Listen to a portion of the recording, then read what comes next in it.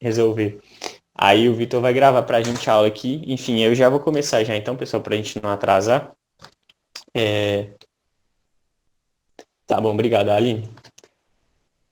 Meu nome é Iago, eu sou monitor, né? Eu fui monitor do cursinho desde o ano passado, desde quando começou, no ano passado, eu tô como monitor de física, né? Esse ano eu tava também como monitor de física, mas agora o professor Eric, ele precisou sair, e aí eu vou assumir agora a frente menor. Então, as próximas aulas sou eu quem vou dar para vocês.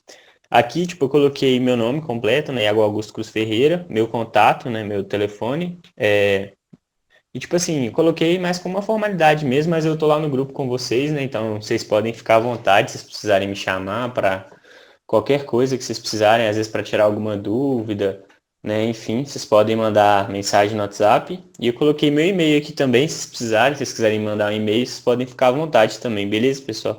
Então, vocês sempre podem procurar quando vocês precisarem. Essa é a primeira aula que eu tô dando. E então, tipo, enfim, vocês podem ficar bem à vontade, se vocês precisarem me parar, me cortar, falar, tipo, se vocês não entenderem alguma coisa. Enfim, podem ficar bem à vontade mesmo. Eu espero que fique claro o que eu vou falar aqui e tal, né? Tipo, e espero que com o tempo também eu vá me acostumando mais e vá ficando mais natural. Enfim, alguém tem alguma pergunta, alguma coisa que queira fazer, falar, assim? Ou Não, pode prosseguir? Tranquilo, né? pode. Então, beleza. Vou prosseguir aqui então. Essa é a segunda aula de termodinâmica, né? Eu vou falar um pouquinho para vocês sobre transformação adiabática. Depois eu vou comentar sobre máquinas térmicas. E no finalzinho, se der tempo, eu vou falar rapidamente só sobre a segunda lei da termodinâmica. Só que, tipo, eu já preparei o material todo assim, se der tempo a gente vai até o final, mas se a gente não conseguir ir até o final, não tem problema. Não vai ser exatamente um atraso. Na próxima aula a gente retoma. De toda forma, eu acho que vai ser importante a gente retomar na próxima aula, porque a gente vai ter as férias, né? Então é sempre bom relembrar. Mas, enfim, a gente vai prosseguindo aqui. Vou tentar não correr e vou tentar sempre escutar vocês se vocês precisarem. Primeiro, eu queria só fazer uma revisão rápida de alguns conceitos aqui, né, que a gente vai precisar, né, na hora da gente pensar a matéria que a gente vai conversar sobre ela aqui hoje, beleza? A primeira coisa que eu queria revisar é o conceito de calor, né? O conceito é energia térmica em trânsito. Então, o calor ele é cedido por um corpo a outro, né? Ou por um sistema a outro sistema, beleza? E aí, isso a gente vai usar em vários momentos. Além disso, só revisando a ideia de trabalho termodinâmico, né? O trabalho termodinâmico, a gente pode calcular ele pelo produto, né, da pressão pela variação do volume. E nos casos, né, em que a pressão não é constante, a gente calcula a partir da área abaixo do gráfico. Até se a pressão for constante também, né? Do gráfico pressão por volume. E se há aumento do volume do gás, o trabalho é positivo. Beleza? E se há redução do volume do gás, o trabalho é negativo. Então, nesse caso, quando a gente pensa em trabalho negativo, significa que um outro sistema está realizando trabalho sobre o sistema que a gente está trabalhando, né? Porque se a gente pensar que o calor é energia térmica em trânsito, tudo que está se movendo de um lugar está se movendo de um lugar para outro, né? Então a gente sempre vai pensar sobre a relação entre dois sistemas. Então a gente tem necessariamente que ter esses dois sistemas. Então quando a gente pensa no trabalho positivo, no trabalho que está sendo realizado, o trabalho que a gente, o sistema que a gente está olhando para ele, né, está realizando trabalho no outro. E quando o trabalho é negativo, quando ele está recebendo o trabalho, o outro sistema que está realizando trabalho sobre o sistema que a gente está olhando para ele, beleza? E aí a gente consegue interpretar isso daí. Além disso, né, a gente pode pensar ali na energia interna, e aqui só citar mesmo que a energia interna, né, ela varia em função da variação da temperatura. Então, quanto maior a temperatura do corpo, ali maior o grau de agitação, né, das partículas, e maior a energia interna, beleza? E aí a gente vai cair aqui na primeira lei da termodinâmica, né, que remete àquele conceito de que na natureza, né, nada se cria, nada se destrói, tudo se transforma. Então, quando a gente pensa, usa esse conceito aplicado, por exemplo, à ideia de calor, né, que é energia térmica em trânsito, então esse calor ele tem que se transformar em alguma coisa. E aí ele pode se transformar em duas coisas diferentes. Ele pode se transformar em trabalho ou ele pode se transformar na variação da energia interna, né, que seria o delta-U. E então é exatamente isso, a primeira lei da termodinâmica, que o calor é igual a trabalho mais a variação da energia interna. Beleza? Aqui agora só mais uma revisão rápida, né, da ideia das transformações. A gente tem a transformação isotérmica, né, que é uma transformação a temperatura constante. Aqui a gente está observando o gráfico da pressão pelo volume. E eu queria chamar só a atenção para essa curva aqui, ela é chamada de isoterma, tá, pessoal? Então é importante, assim, a gente lembrar mais ou menos só da forma dela, assim. Não precisa preocupar demais em entender por que ela é assim. A gente pode até conversar sobre isso depois, nas próximas aulas, mas agora no primeiro momento, eu não sei se o professor Eric também conversou com vocês sobre isso, mas não é tão necessário assim. É importante a gente lembrar mais ou menos da forma dela mesmo, beleza? Além disso, a gente tem a isovolumétrica, né, que é um volume constante, e a isobárica, que é uma pressão constante. Mas para essa aula de hoje, a gente vai precisar depois falar só um pouco sobre a isoterma mesmo. Alguém tem alguma pergunta sobre essa revisão rápida de conceitos que a gente está fazendo aí? Ou posso prosseguir? Tá, eu vou dar sequência. Então, se vocês precisarem, vocês podem me interromper, viu, pessoal? Pode ficar à vontade. Agora, a gente vai entrar na matéria dessa aula propriamente dita, né? Primeiro, nesse primeiro momento, eu vou falar sobre um outro tipo de transformação, que o Eric falou que não tinha conversado com vocês sobre ele ainda. E depois eu vou só conversar sobre uma transformação ali que vocês já aprenderam sobre ela, acredito, mas tipo, só discutindo um pouco mais, assim. Primeiro eu vou falar da transformação adiabática, beleza? A transformação adiabática é uma transformação em que não há troca de calor. Esse é o conceito, né? Ou seja, necessariamente Q é igual a zero. E aí, se a gente pensar lá, né,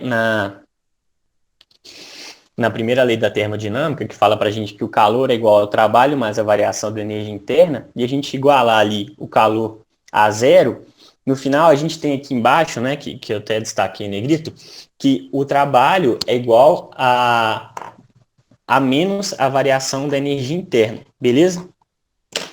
Isso para uma transformação adiabática, beleza, pessoal? Nessa situação, que não há troca de calor. Então, se a gente vê aqui, por exemplo, esse sinalzinho de mais, ele está falando para a gente que se acontece um trabalho positivo, a energia interna diminui, beleza? Então, por exemplo, né, igual a gente conversou, a gente está sempre olhando para dois sistemas ali. Né? Se o sistema principal aqui que a gente está olhando, que a gente está avaliando ele realizou trabalho sobre o outro, a energia interna dele vai diminuir. E como a gente relembrou lá atrás, que a energia interna está relacionada à temperatura, se a energia interna dele diminui, a temperatura dele diminui também. Então, quando o corpo realiza trabalho, né, em uma transformação adiabática, a temperatura dele necessariamente diminui. E aqui a gente vai olhar para o gráfico, né, da transformação adiabática e vai conversar mais sobre isso. Porque agora a gente pode associar um outro conceito também, né, lá dentro do trabalho, porque, como a gente relembrou também no início da aula, quando o trabalho é positivo, há um aumento no volume do gás. Então, se um trabalho positivo significa em redução da temperatura, necessariamente o aumento do volume do gás vai significar a redução da temperatura, né, que é o que está anotado aqui. Então, quando há aumento do volume do gás, há uma redução na temperatura dele, em uma transformação adiabática, beleza, pessoal?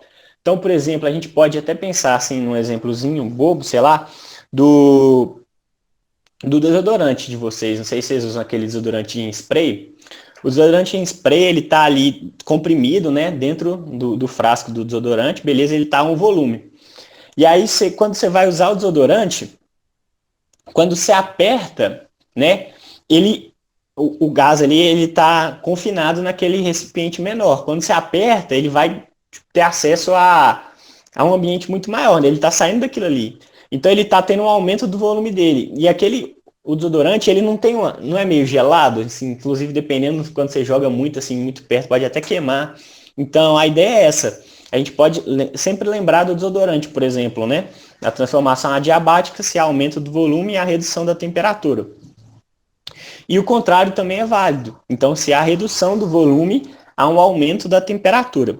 E aqui a gente vai observar o gráfico, né, da transformação adiabática. Ela está representada nessa linha vermelha, beleza?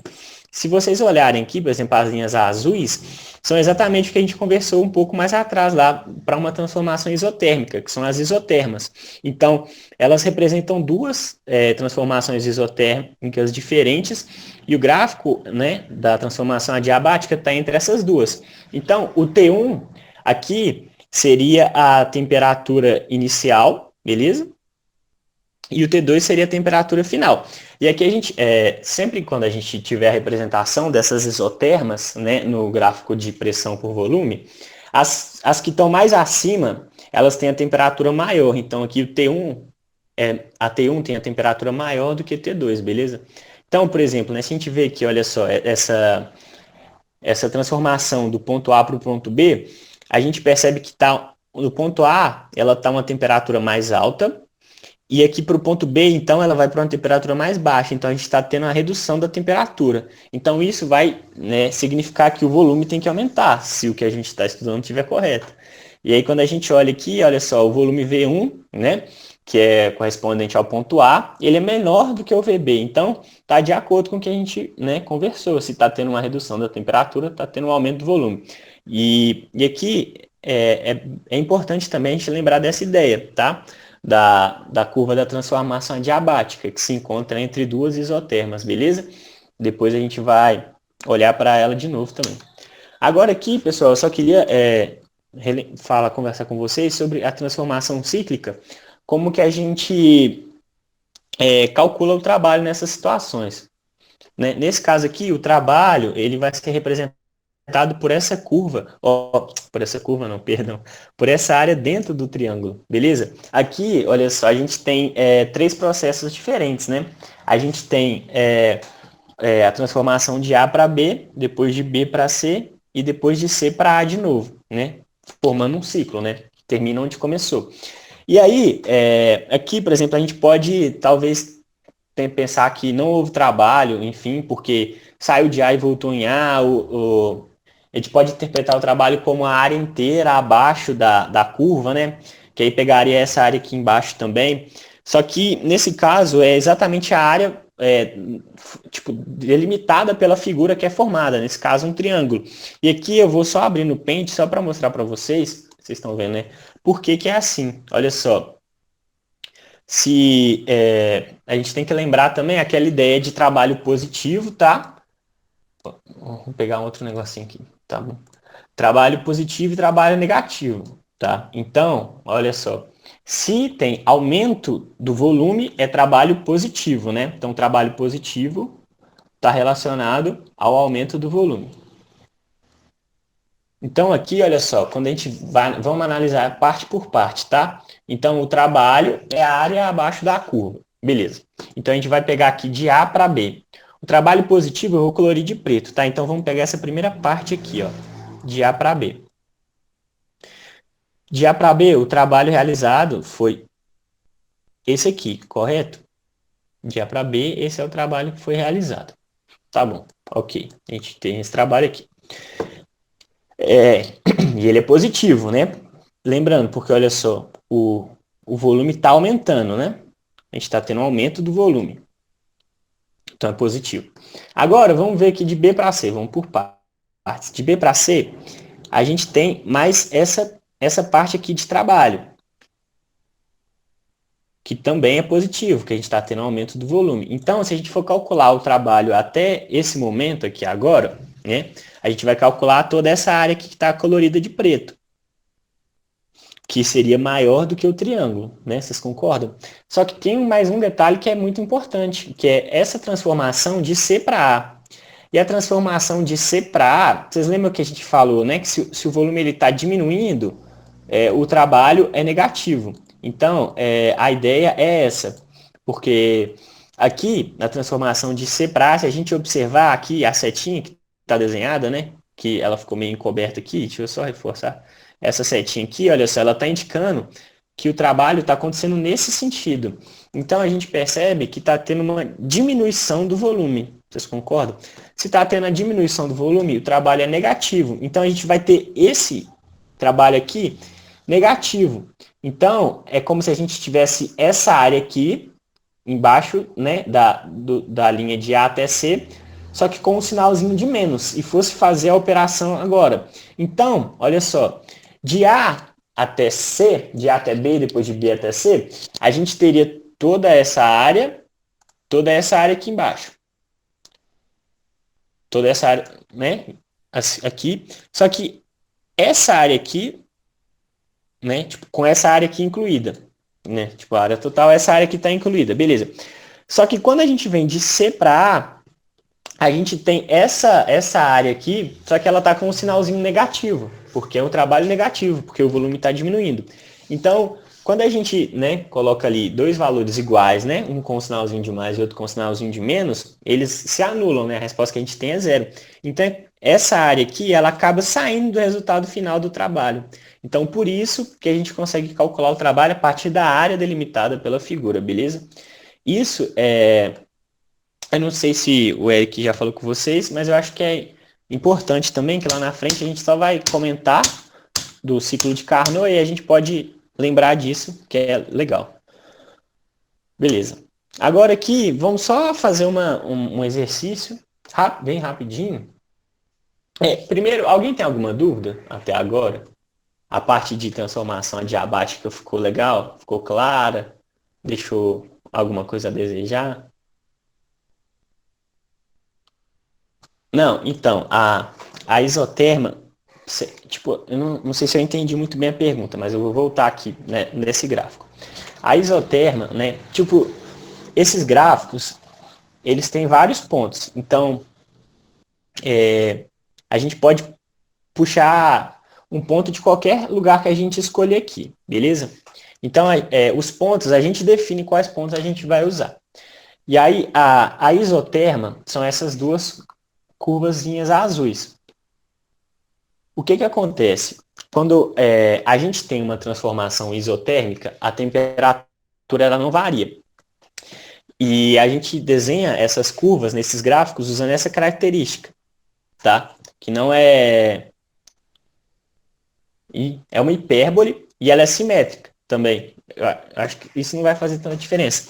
Mas isso significa, por exemplo, que se a gente pegar no meio dessa curva e traçar um plano, os dois lados são iguais. Então, ela vai seguir um padrão, vamos dizer assim.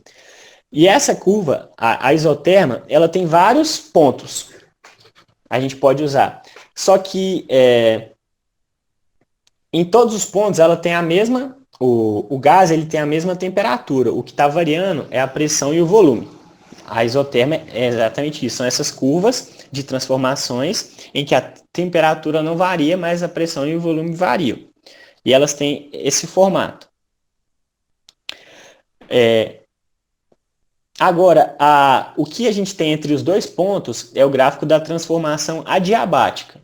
O gráfico da transformação adiabática, a gente sempre vai ter ele entre dois pontos da transformação, entre dois pontos de isotermas, beleza? Por exemplo, né, quando a gente...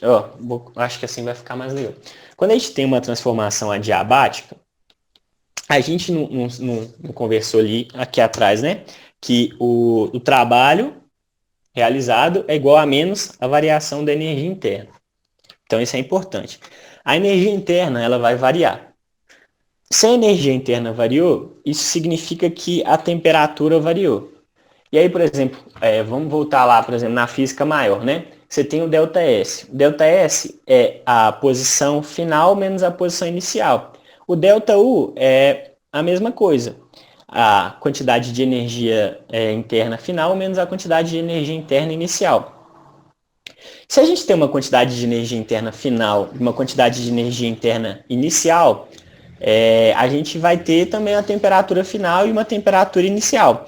E aí, a adiabática fica entre esses dois pontos, né? Aqui, a T1, a gente pode pensar em T1 como a temperatura inicial da transformação adiabática e o T2, a temperatura final. Então, por exemplo, quando a gente for desenhar um gráfico da transformação adiabática, a gente pode pegar ali a temperatura inicial, né, desenhar a isoterma correspondente, por exemplo, a essa temperatura inicial, que seria a A, e a gente vai pegar a temperatura B, que é a temperatura final, e vai desenhar a isoterma correspondente a ela. E aí, a curva da transformação adiabática vai ser a curva que é representada entre esses dois pontos, tá vendo? O ponto A, ele é onde a gente tem a temperatura inicial, e o ponto B é onde a gente tem a temperatura final. E o gráfico da transformação adiabática é a ligação entre esses dois pontos. Tá, beleza. Se tiver mais alguma dúvida, pode falar, viu? É porque são coisas. São curvas de transformações diferentes. A isoterma, as azuis, elas são da transformação isotérmica e a vermelha é da transformação adiabática. E isso é importante. Toda curva de transformação adiabática fica entre duas isotermas, beleza? Então, entre dois desenhos desses aqui, que é azuis, que eles vão ter sempre o mesmo formato também, que eles estão relacionados a uma transformação isotérmica. Mas alguém tem mais alguma pergunta ou não? Se eu não ver alguma pergunta também, pessoal, que foi mandada no chat, se outra pessoa, tipo assim, se alguém puder me alertar também, por favor, vai ser bom. Obrigado. Aqui, olha só, essa questão, ela é bem para a gente só revisar mesmo, rapidinho. E aqui a gente tem uma transformação adiabática, beleza? Então a gente está pensando isso aqui para uma transformação adiabática. E aqui a gente tem, né, o exercício 3, aqui eu tirei do material do Me Salva, que foi o material que o Eric me mandou também. Então, enfim, ó, um gás ideal realiza uma expansão de maneira praticamente instantânea. Dito isso, considere as afirmações a seguir e determine quais estão corretas. Bom, a afirmação é 1, vamos ler ela primeiro. Como ocorreu uma expansão, o gás ideal realizou o trabalho e assim perdeu energia interna. Isso é um resuminho mesmo do que a gente conversou sobre a transformação adiabática, né? O trabalho é igual a menos a energia interna e o trabalho é positivo quando há expansão. Então, ocorreu uma expansão, beleza. O gás realizou o trabalho. Então, realizar trabalho é a mesma coisa que ter trabalho positivo. Então, expansão, trabalho positivo. Tá de acordo, né, com o que a gente conversou. E assim, perdeu energia interna. Então, se o trabalho é positivo, ele perde energia interna. Então, a alternativa 1 está correta. A alternativa 2. Como ocorreu uma expansão, o gás ideal recebeu calor e assim aumentou sua energia interna. Aqui, nessa questão é importante, ela não destacou aqui, mas ela está falando da transformação adiabática. Então, uma transformação adiabática, o gás não recebe calor, nem perde calor, beleza? Então, a 2 está errada, beleza? E isso é importante, a transformação adiabática não há troca de calor. Na 3, como a transformação foi de maneira praticamente instantânea, não houve variação na energia interna do gás. Tá errado também, né? Porque se a gente lembrar lá daquele conceito, na transformação adiabática, se teve trabalho, necessariamente teve variação da energia interna, né? Porque o trabalho é igual a menos energia interna. Então a 3 também está errado. Então aqui a única que está certa é a 1, né? Que é a letra A. Então a resposta aqui é a letra A, beleza? Alguém tem alguma dúvida ou não, pessoal? Não. Não? Tá. Agora, nós vamos entrar na parte de máquinas térmicas, que é uma parte bem interessante. E aqui a gente... a parte de transformação a gente sempre vai usar, e esse conceito de trabalho é bem importante. As máquinas térmicas, né, igual eu já falei, um gás ele pode realizar trabalho. Quando ele sofre uma expansão, por exemplo, né, quando ele aumenta de volume, ele realiza trabalho. E aí o ser humano, ele percebeu isso daí, ele percebeu que ele poderia usar isso a seu favor, né? para ajudar em algumas situações. E aí, nesse contexto, surgiu, por exemplo, a locomotiva a vapor, né? Vapor. E a locomotiva a vapor, ela usava, né, inicialmente a queima do carvão, se eu não me engano, para fornecer energia, né, energia térmica, fornecer o calor. Então, queimava o carvão para fornecer o calor. E ali usava a água como esse fluido, que é evaporar, né? E nesse processo de evaporação, você tem um aumento do volume e aí realiza trabalho. Então, isso foi um desenvolvimento tecnológico muito importante, né, para a história da humanidade. E aqui a gente vai falar um pouco sobre o motor térmico, o conceito de motor térmico. O que acontece? O motor térmico, né, ele precisa de uma fonte de calor primária, que igual eu citei, por exemplo, o carvão. Então, o carvão é o que a gente chama de fonte quente. A fonte que tem a maior temperatura é o que a gente chama de fonte quente. E é ela que vai ceder o calor, beleza? Então, né, no motor térmico, a fonte quente ela fornece o calor, ela cede o calor. E aí esse calor que é cedido, uma parte dele vira trabalho e a outra parte ele vai para a fonte fria, que é a fonte que tem a temperatura menor. Então, esse fluxo é importante a gente entender que o trabalho, que o calor é fornecido pela fonte quente, uma parte desse calor vira trabalho e a outra parte vai para a fonte fria. Isso sempre vai acontecer, viu? Pessoal, é impossível a gente ter uma situação em que todo o calor cedido pela fonte quente é transformado em trabalho, tá? Até num funcionamento perfeito de um motor térmico, a gente não tem essa situação. Eu vou explicar isso aqui para vocês rapidinho. Aqui, olha só, esse desenho ele ilustra um pouco do que eu falei. A gente tem aqui carvão sendo queimado, o carvão vai aquecer a água, né? Vai ceder calor para a água, a temperatura da água vai aumentar e aí ela vai entrar em ebulição. Ela entrando em ebulição, ela vai virar vapor e aí vai ter um aumento do volume, né? Então ela vai começar a ocupar um espaço maior. Começar a ocupar um espaço cada vez maior, beleza. E aí ela não vai caber mais nesse compartimento aqui quadrado e ela vai ganhar tubulação, beleza? E vai chegar até o pistão. O pistão é esse compartimento aqui que a gente está vendo e a gente tem aqui essa parte que ela é móvel. Então, o que acontece? Ela pode se movimentar para frente e para trás, como está representado aqui pelas setas. E aí, vai chegando, né, vai chegando vapor d'água por aqui constantemente, e aí vai começando a ocupar cada vez um espaço maior, maior, maior, e isso vai empurrando o pistão para frente. Na hora que ele empurra o pistão para frente, né, a roda vai girar. Vocês concordam comigo aqui pelo desenho, né? Só que olha só, se o pistão for só para frente, a roda vai fazer só metade do giro e ele vai parar aqui na frente, né? Quando ele encostar aqui, nesse finalzinho, essa parte aqui vai estar aqui na frente e ele vai ter dado só metade da volta. Então ele precisa de dar mais metade da volta. E para ele dar essa metade da volta, essa parte que está restando, ele tem que voltar, não é? Então ele tem que voltar. Então é exatamente isso que acontece, né? Para a roda se manter girando, ele vai e volta, vai e volta, vai e volta. Só que a gente só conversou nesse primeiro momento, né? Quando encheu aqui de vapor de água, ele foi.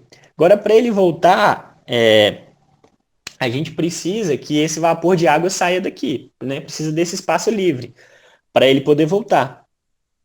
E aí aqui, né? A gente tem uma válvula de saída, né, isso, nesse desenho específico, tá?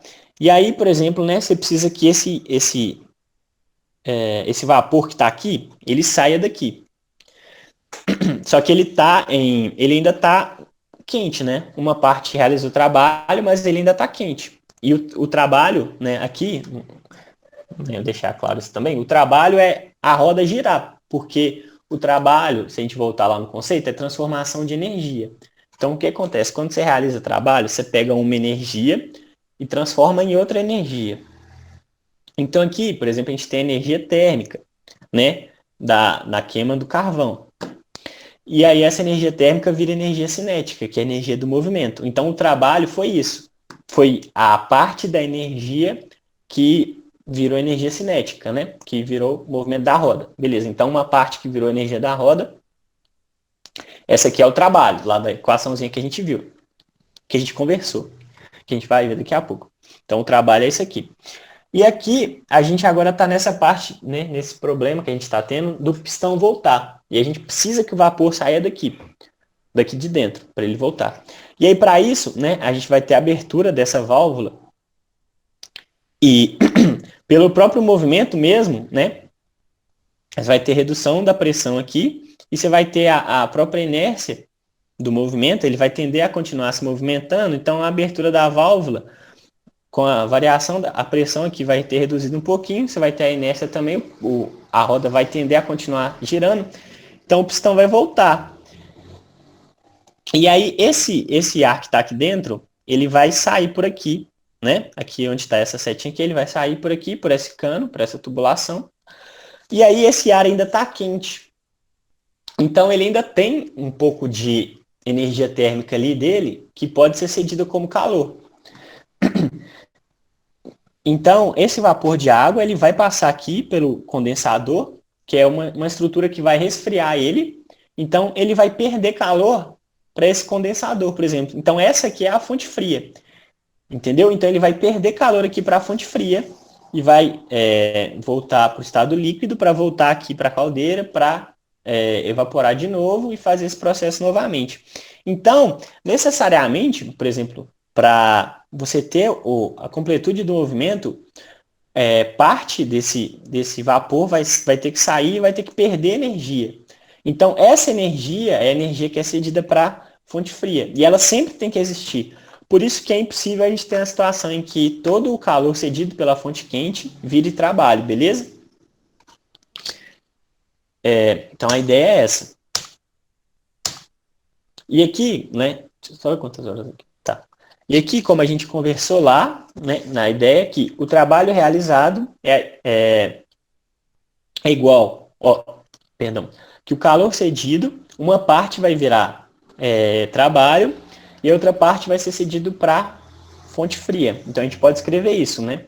Calor cedido pela fonte quente, que a gente escreve como QQ, por exemplo, aqui, é igual ao trabalho, representado pela letra W, mais o calor cedido para a fonte fria.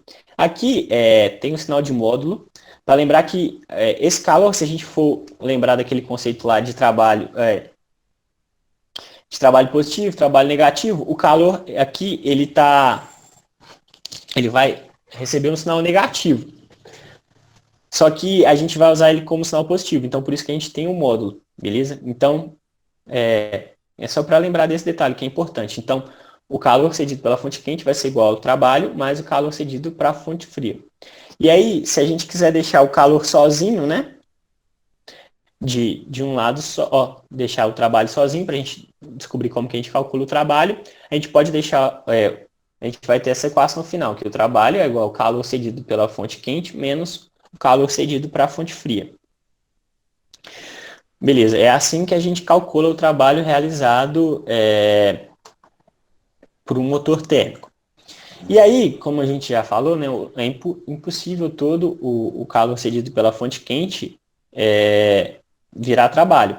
E aí surgiu o rendimento. O rendimento é para a gente entender qual é a parcela desse calor que vira trabalho. Então, qual a porcentagem desse calor virou trabalho. Então, para a gente calcular o rendimento, a gente divide o trabalho pelo calor cedido pela fonte quente.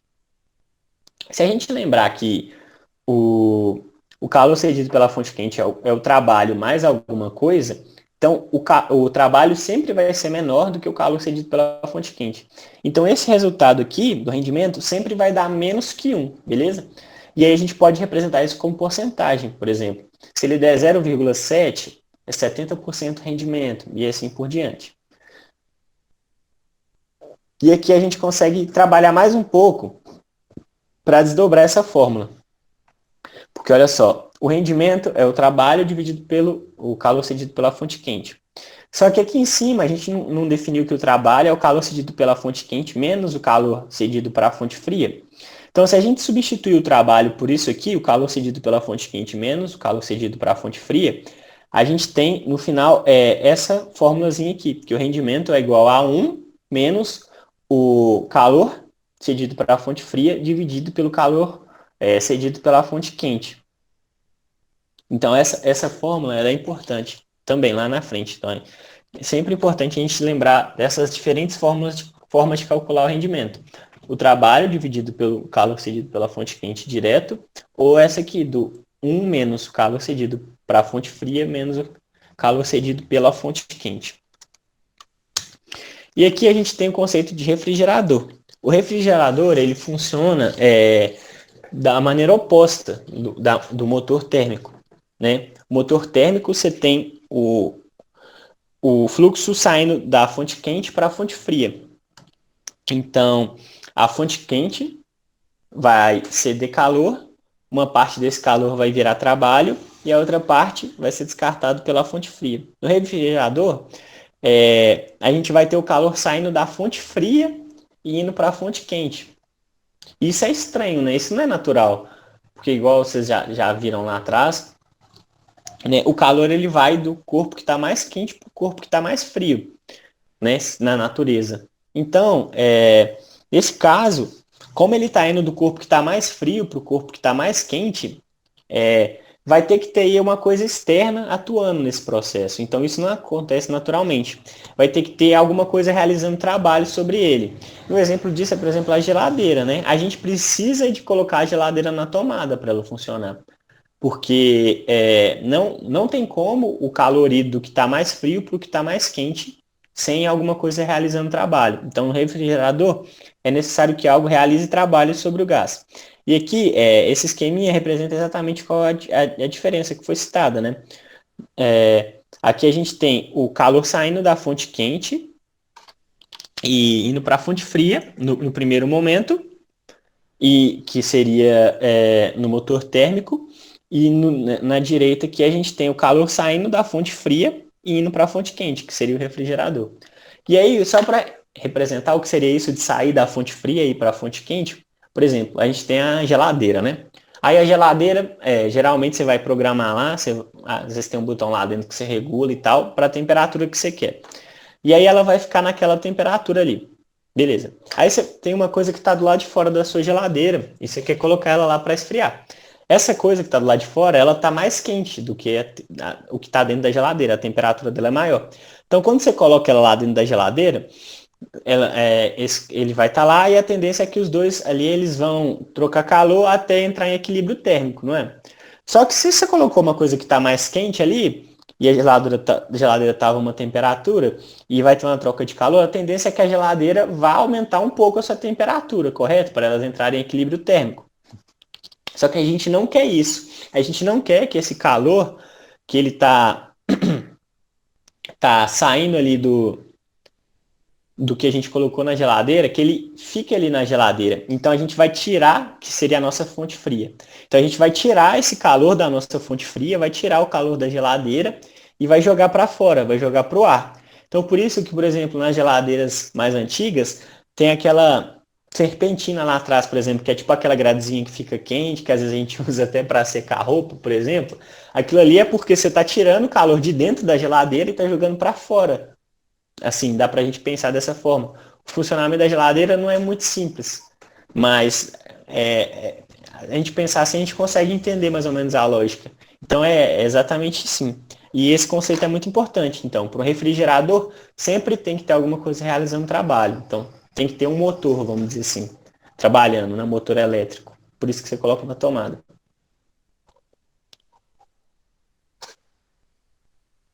Agora, vamos falar de como que a gente calcula, né? O calor cedido à fonte quente é a soma do calor retirado da fonte fria ao trabalho. Então, o que acontece? Tem o calor ali, né, que está saindo ali, né, na serpentina, por exemplo, que eu falei daquela grade ali do lado de fora da geladeira. Esse calor que está saindo ali, ele é o calor que você está retirando da geladeira, beleza? Mais o trabalho que foi feito. Então, mais o trabalho que foi feito, por exemplo, pelo motor elétrico da geladeira. Então, esse calor cedido da fonte quente, a gente calcula ele somando o calor retirado da fonte fria ao trabalho. E aí a gente tem aqui um análogo ao rendimento, que é a mesma coisa do rendimento. Beleza?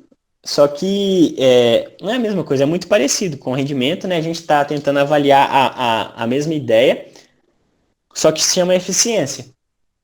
E aí a gente calcula a eficiência dividindo o calor retirado da fonte fria pelo trabalho realizado, pelo trabalho realizado sobre o gás.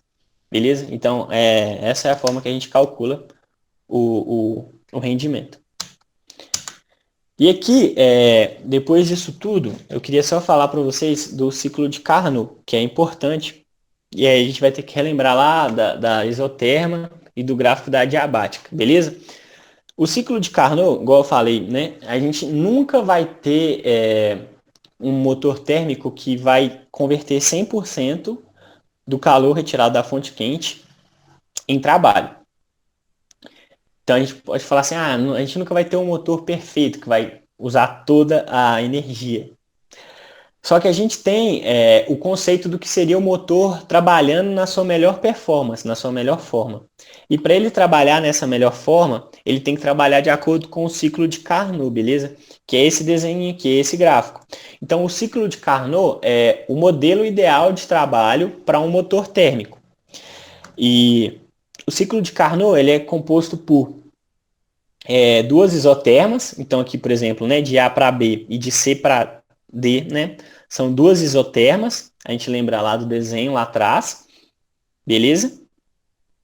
Duas isotermas ligadas por duas transformações adiabáticas. Então, são duas transformações isotérmicas e duas transformações adiabáticas.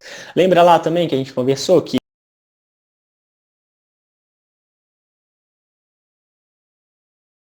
aqui, por exemplo, a gente tem uma transformação adiabática e de D para A a gente tem outra transformação adiabática. Então, esse é o ciclo de Carnot, beleza? Então, ele representa o maior rendimento possível para um motor térmico.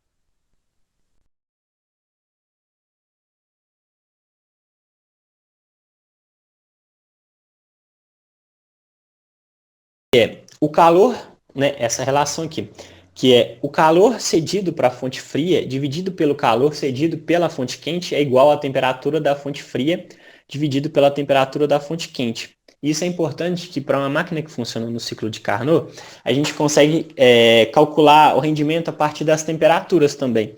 Então, se o rendimento é 1 menos o calor da fonte fria dividido pelo calor da fonte quente, e essa relação aqui vale para Carnot, então a gente pode trocar aqui o calor pela temperatura. Então seria o rendimento é igual a 1 menos a temperatura da fonte fria dividido pela temperatura da fonte quente. Isso é importante nos exercícios. E a gente vai resolver aqui um exemplo rapidinho, né, de como que a gente aplica isso. Beleza? Olha só, uma determinada máquina térmica deve operar em ciclo entre as temperaturas de 27 graus e 227 graus Celsius. Em cada ciclo, ela recebe 1.000 calorias da fonte quente. O máximo de trabalho que a máquina pode fornecer por ciclo ao exterior em calorias vale. Aqui vale destacar também que sempre que fala assim, o máximo que a máquina pode fornecer, está falando do ciclo de Carnot, tá? Porque o ciclo de Carnot é o melhor desempenho possível. Então aqui, olha só, ele fala para a gente as temperaturas, né, da fonte fria e da fonte quente. A menor é a fonte fria. E ele fala que quanto de calor é recebido da fonte quente. Beleza? Então são essas informações que a gente quer saber. Ele quer saber o máximo de trabalho que a máquina pode fornecer por ciclo ao exterior a calorias. Então aqui, se a gente quer saber o máximo de trabalho e a gente tem o que é fornecido pela fonte quente, se a gente souber o rendimento, a gente consegue, porque o rendimento não é o trabalho dividido pelo calor cedido pela fonte quente. Então, se a gente souber o rendimento, a gente consegue calcular o trabalho a partir do calor cedido pela fonte quente. Então, vamos calcular o rendimento. E aqui a gente usa essa ideia de que para o ciclo de Carnot, o rendimento é 1 menos a temperatura da fonte fria sobre a temperatura da fonte quente. A temperatura da fonte fria é 27 graus Celsius. Só que a gente tem que transformar para Kelvin. Vocês lembram? Sempre a gente vai usar Kelvin. Então a gente vai ter 27 graus Celsius, são 300 Kelvin, que é 27 mais 273. E 227 graus Celsius são 500 graus Kelvin. Então a gente vai escrever que o rendimento é igual a 1 menos 300 dividido por 500, que seriam essas temperaturas, né? E a gente tem que 1, a gente pode escrever também como 5 sobre 5, né? Então a gente chega ao ponto aqui que o rendimento é 5 sobre 5 menos 3 sobre 5. E a gente tem que o rendimento é 2 sobre 5. Beleza, a gente pode deixar ele assim, na hora que a gente for fazer a conta. Então, agora a gente sabe o rendimento, sabe o calor cedido pela fonte quente, a gente consegue calcular o trabalho usando essa formulazinha. Rendimento é o trabalho pelo calor cedido pela fonte quente. Então, 2,5 é igual ao trabalho dividido por 1.000. Vamos passar o 1.000, né? Vamos fazer aqui a multiplicação cruzada. E a gente tem que... eu escrevi de novo a mesma coisa. Se a gente fizer a multiplicação cruzada, a gente tem que 2.000 é igual a 5 vezes o trabalho. Se a gente dividir 2.000 por 5, a gente tem que o trabalho é de 400 calorias. E a resposta é a letra D.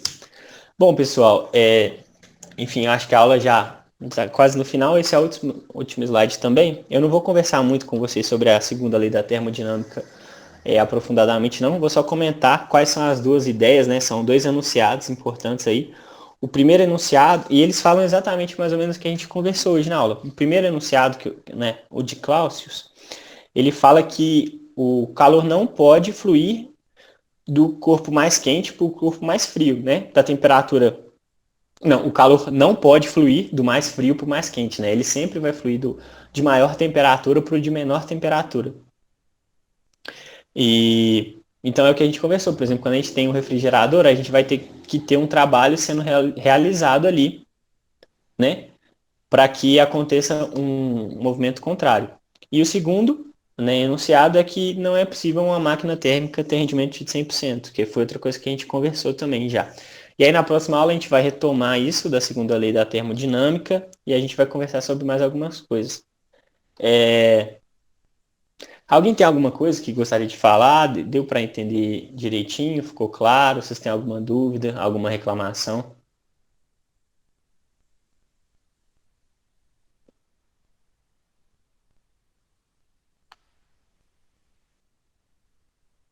Tá bom, beleza, pessoal. Ok, tá tudo tranquilo.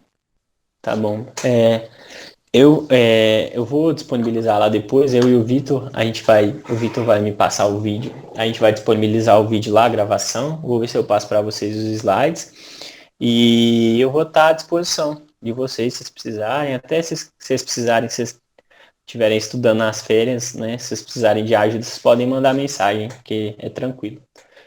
Obrigado aí pela participação na minha primeira aula, eu estava um pouco nervoso, Obrigada, e Iago. Eu que boa noite para vocês. agradeço. Foi muito boa a aula. Então tá bom, Nem obrigado. precisou ficar nervoso. Tá bom, beleza. Aí na próxima aula a gente se encontra então de novo. Boa noite para vocês, pessoal. Boas férias. Até mais. Obrigadão. Tchau, tchau. Obrigada. Boa noite.